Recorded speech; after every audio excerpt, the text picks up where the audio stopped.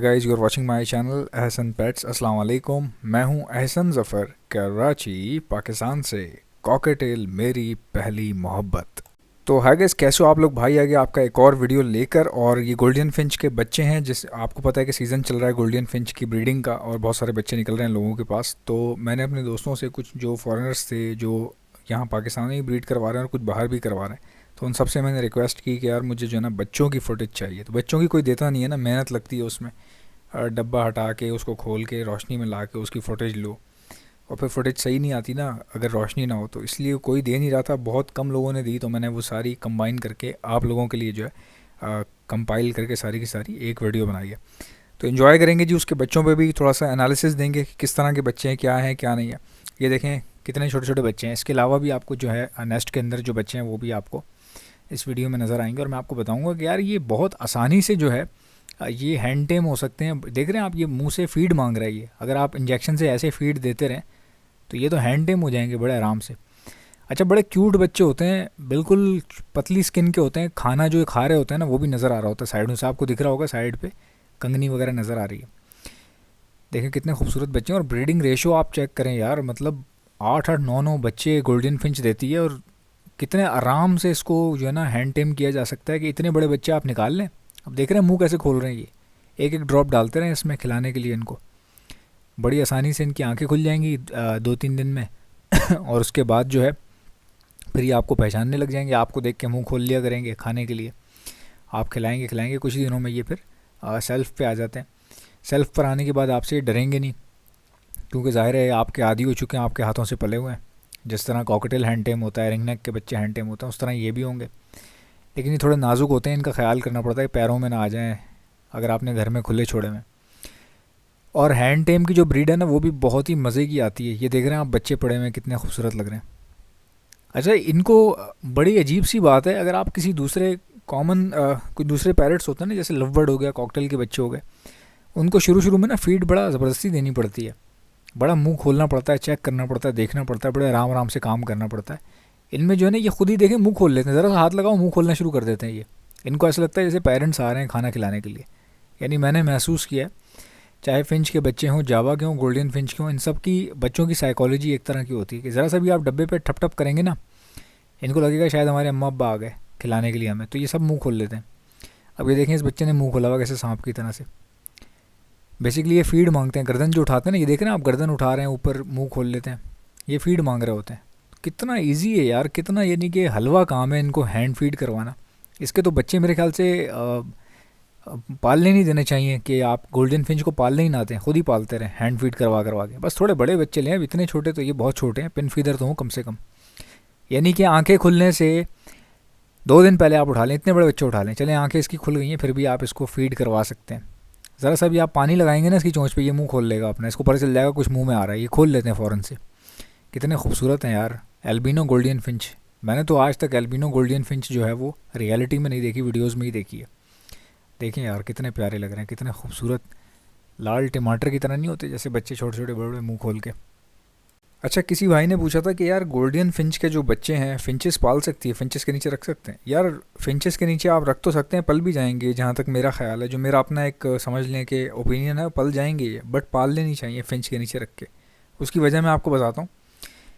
Golden Finch जो है वो साइज़ में थोड़ी सी बड़ी होती है और कॉमन फिंच छोटी होती है, तो बच्चों को फीड करवाने में थक जाएगी। छोटी जो कॉमन फिंच है ना वो थक जाती है बहुत ज़्यादा। तो आप गोल्डन फिंच के बच्चे जो हैं कोशिश यही करें कि आप जो है ना जावा के नीचे रख दें, क्योंकि जावा बहुत एक्सपेंसिव है, जावा फॉस्टरिंग के लिए इस्तेमाल हो नहीं पाएगी। तो फॉस्टरिंग के लिए असल जो मज़बूत सस्ती टिकाऊ चीज़ जो होती है ना वो बेंगलीज़ है। बेंगलीज़ बहुत आराम से आपको कम पैसों में मिल जाती है, 1500 रुपये तक का पेयर मिल जाता है, 1500 से 2500 के बीच में आपको पेयर मिल जाता है। डिपेंड करता है म्यूटेशन कौन सी ले रहे हैं, क्योंकि आजकल जो है ना मैंने बेंगलीज़ में भी बहुत सारी म्यूटेशंस देखी हैं कि आ गई हैं मार्केट में। तो कॉमन म्यूटेशन लें, कॉमन से कॉमन। अगर आपने फॉस्टर करवाने हैं, खाली बच्चे ही पलवाने हैं ना, आपने कौन सा बहुत बड़ा रॉकेट साइंस मारनी है उसके अंदर।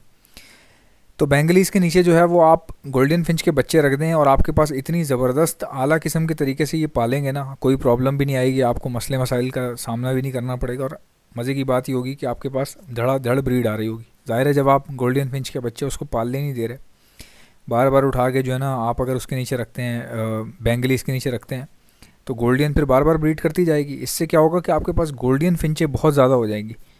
तो ये बहुत बड़ा एक जो है ना बेनिफिट होता है फॉस्टरिंग का।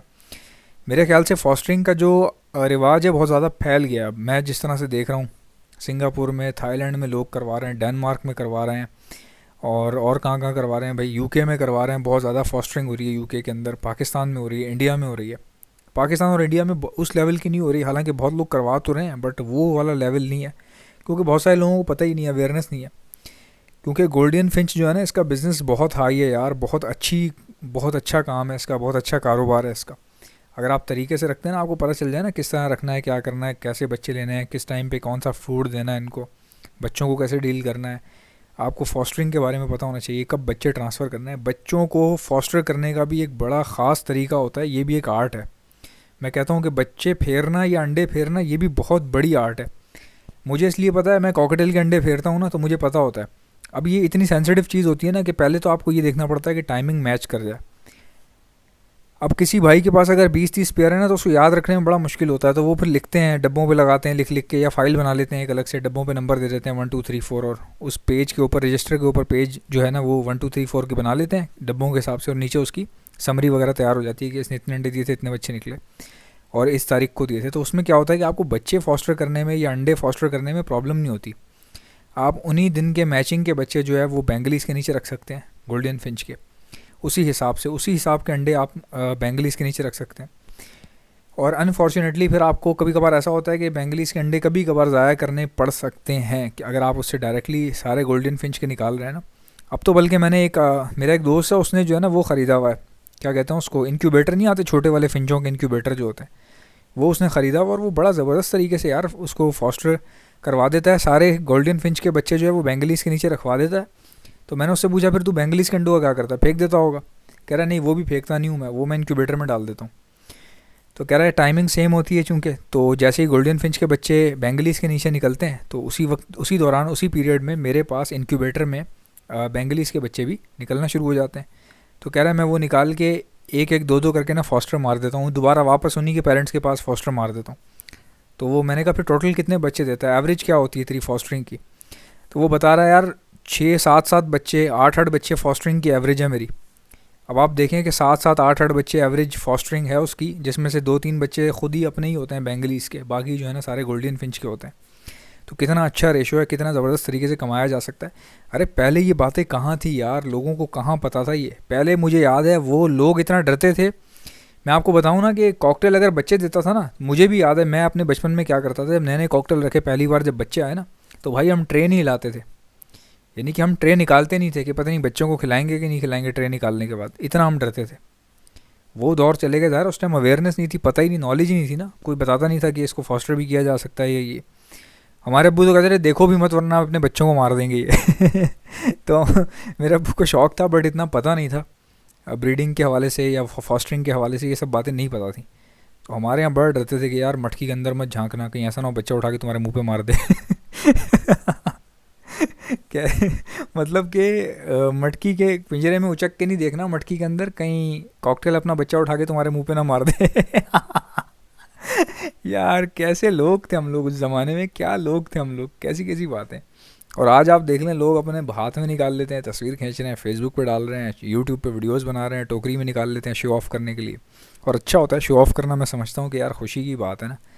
तुम लोग नज़र नहीं लगाया करो किसी की चीज़ पे, कोई बंदा चीज़ दिखा रहा हो तो माशाल्लाह कह दिया करो, कहा करो माशाल्लाह, सुबहान अल्लाह, अल्हम्दुलिल्लाह, ये कह दिया करो, बड़ी बरकत शामिल हो जाती है। और उसको बंदे को भी अच्छा लगता है, जिसकी चीज़ होती है अप्रिसिएशन फ़ील होती है। अब जैसे तुम लोग मुझे यार लाइक ही नहीं कर रहे हो वीडियो आजकल, पता नहीं क्या हो गया, बता के लाइक करवाऊँ, घर आके ज़बरदस्ती लाइक करवाऊँ। लाइक करोगे तो पता चलेगा ना पसंद आ रही है कि नहीं आ रही, मुझे पता ही नहीं चलता। और ये गलतफहमी निकाल दो कि हम लाइक करेंगे तो इसको ज़्यादा पैसे मिल जाएंगे, सवाल ही पैदा नहीं होता यार। लाइक करने के पैसे कहाँ होते हैं, पैसे तो देखने के होते हैं। तुमने वीडियो खोल ली, मेरा एक व्यू आ गया, मेरे पैसे बन गए। अब लाइक करो ना करो, उससे पैसों का कोई ताल्लुक नहीं है, लेकिन यार अप्रिसिएशन फ़ील होती है ना, अच्छा लगता है। वेल डन कोई कहता है ना, वेल डन, गुड वर्क, तो बहुत अच्छा लगता है। तो मुझे आई होप कि मेरी वीडियोस आपको बहुत अच्छी लगती होंगी। अगर आपको अच्छी लगती है तो कंजूसी करना छोड़ दो जानी, लाइक कर दो, और सब्सक्राइब का जो रेड वाला बटन है ना, उसको फोड़ के मार के ना उसको सब्सक्राइब कर लो, 50-60 बार कर लो, यानी कि इतनी बार कर लो कि दोबारा जो है ना ज़रूरत ना पड़े लाइक करने की। इंशाल्लाह तुम सब लोगों से मुलाकात होगी नेक्स्ट वीडियो में। अल्लाह हाफ़िज़।